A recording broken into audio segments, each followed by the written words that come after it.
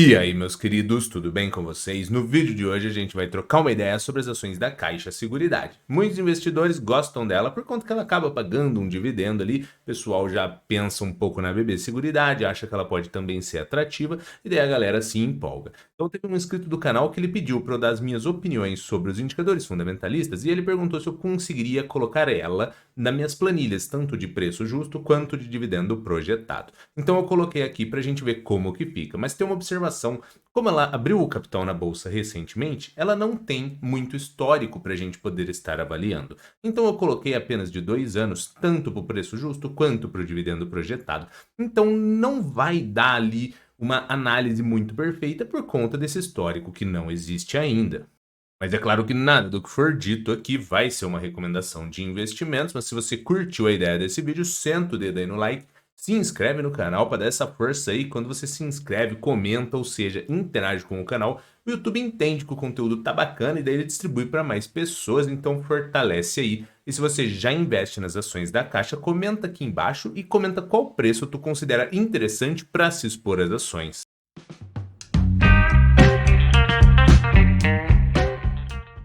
Então, começando aqui pelos indicadores fundamentalistas, a gente está no Status Invest. Se você ainda não conhece ou ainda não utiliza, ele é uma ótima ferramenta para tu fazer suas pré-análises de investimentos.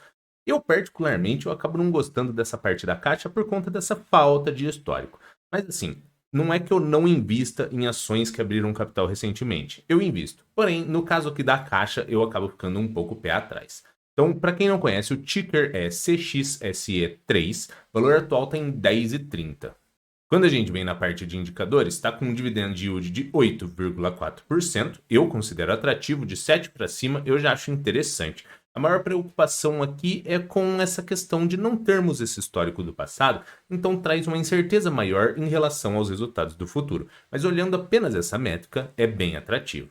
Na parte de preço-lucro, 9,5, também considero atrativo, de 10 para baixo eu acho bacana. Aqui é o seguinte, se a Caixa mantiver as lucratividades e distribuir todo o lucro, em algo próximo de 9 anos e meio você teria o retorno do investimento. É claro que isso muda a depender dos lucros que a empresa gere. Então, se ela melhorar os resultados, você teria o retorno do seu investimento em um tempo menor. E depende também da parte desse lucro que ela vai te distribuir. Às vezes ela retém parte, distribui só metade. Então, tudo isso interfere. Mas olhando apenas para esse indicador, ele sinalizaria que em 9 anos e meio você teria o retorno do seu investimento caso ela mantivesse as lucratividades e distribuísse a totalidade.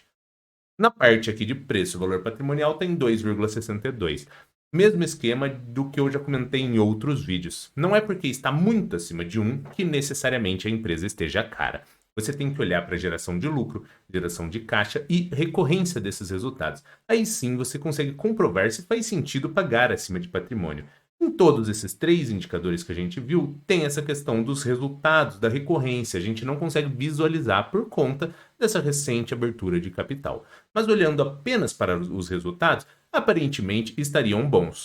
Quando a gente vem aqui na parte do ROI, que seria o retorno sobre o patrimônio investido, está bem atrativo, de 27,48%. Então, caso ela conseguisse continuar trazendo essas rentabilidades de ROI, seria bem interessante. Na parte aqui do payout, para quem não sabe, é a parte do lucro que a empresa vai distribuir para você que investe nas ações. A média está em 86% e nos 2 anos aqui que nós tivemos de histórico foi nessa casa. Seria interessante, principalmente para aquela pessoa mais de longo prazo que gosta desse recebimento de dividendos. Caso se mantivesse nessas casas, é bem atrativo para quem busca esse retorno em dividendos. Mas como eu comentei com vocês, falta também um pouco de histórico. Você acaba montando uma posição meio que no escuro. Aí agora na parte do preço justo aqui da minha planilha, valor atual de 10,30, valor patrimonial por cota de 3,93, que é aquele detalhe dela estar sendo trabalhada acima de valor de patrimônio. Como eu comentei para vocês, não tem muito histórico, coloquei aqui os dividendos pagos por ano de 2021 a 2022 e um dividendo esperado de 6%. Esse daqui poderia ser 6, 8, 10, a depender do que você busca em receber de dividendos com base nos seus investimentos. Então eu coloquei 6% aqui. O dividendo mínimo ficou em 24 centavos, o máximo em 64 e a média em 44 centavos. Eu faço essa média para a gente evitar se expor a resultados ruins ou bons que ocorreram ao longo do tempo, porém que talvez não sejam replicáveis. Então eu faço essa média para gerar um resultado mais prudente. Então aqui o preço estimado com base no dividendo mínimo e seguindo por essa métrica de 6% ficaria em R$ 4,00. com base no dividendo máximo, R$ 10,67 e com base no dividendo médio, R$ 7,33. Então aqui já deu para a gente ver o seguinte: o preço atual é caro? Não necessariamente, porém, teria que gerar um dividendo ali na casa de 60 centavos para que se faça sentido, para que você tivesse um retorno em dividendos que representasse 6%. Aqui na parte de preço, valor patrimonial, eu coloquei para vocês verem também como que fica, apesar de eu comentar que ele não significa tanto quando você consegue visualizar lucratividades, geração de caixa, pagamento de dividendos, tudo isso de uma forma recorrente e crescente. Esse resultado desse indicador ele acaba perdendo um pouco da relevância. Mas, com base no dividendo mínimo, ficaria em 1,02, caso você investisse a R$ 4,00, caso investisse a R$ 10,67, 2,71 e caso investisse a 7,33, 1,87. Então o preço bom, com base no dividendo médio, ficou ali naquela casa de 7,30, mas daí eu coloco aqui também uma margem de segurança para a gente ver como que fica e ter um preço mais próximo de ótimo. Então aqui, depois de tirarmos 10% de margem de segurança, teríamos um preço mais próximo de ótimo de 6,60. Ou seja, nesse cenário atual, eu não investiria nas ações. Pode ser que esse valor de 10,30 esteja ok? Pode ser, mas vai depender muito dos resultados que ela vai gerar ao longo do tempo e desses dividendos. Pode ser sim um preço para se investir, mas pode também não ser. Então, com base na minha planilha, é claro que falta histórico, porque como eu comentei com vocês 2 anos, eu não investiria. Aqui, um preço para chegar numa sensação de que talvez fizesse sentido dar uma olhada seria de 7,30. Mas como eu comentei, resultados do passado, históricos do passado, tudo pode mudar, a depender dos novos resultados que se gerem. Porém, isso daqui é mais uma linha prudente e conservadora para você evitar se expor a resultados muito fora da curva. Aí agora, com base nos resultados do passado, a gente vai fazer um cálculo de dividendo projetado. Então aqui, mesmo esquema, valor atual de 10,30, valor de mercado de 30 bilhões 840 milhões. Lucratividades anuais de 2021 e 2022.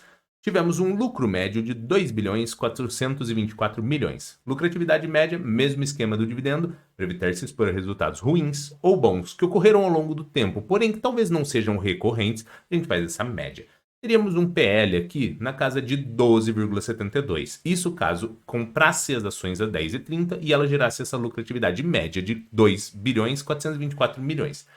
12,72 é ruim? Não necessariamente. Depende muito da empresa, depende do cenário que estivermos, de como estão sendo trabalhadas as ações, mas 12,72 não seria péssimo. Não é ótimo também, porque no cenário atual nós conseguimos encontrar opções inferiores a 10.